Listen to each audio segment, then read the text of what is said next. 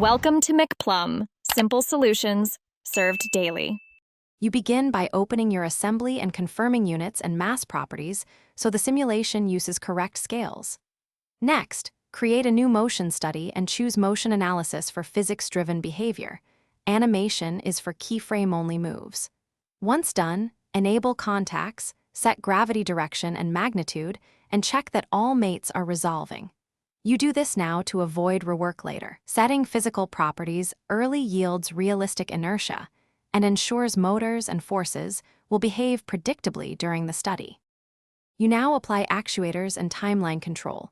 Add rotary or linear motors with specific speed or torque values, and place keyframes for position or velocity. Make sure to select an appropriate solver and set a time step small enough to capture dynamics yet large enough to run efficiently.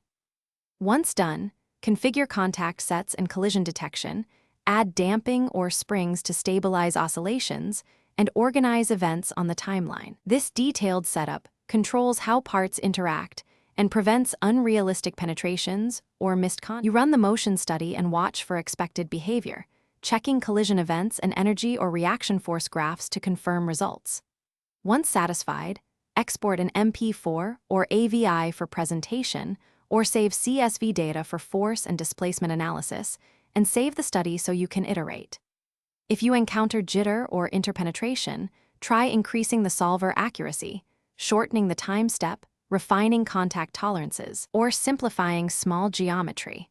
These fixes usually resolve instability without redoing the whole setup. Thanks for watching. Stay juicy and subscribe.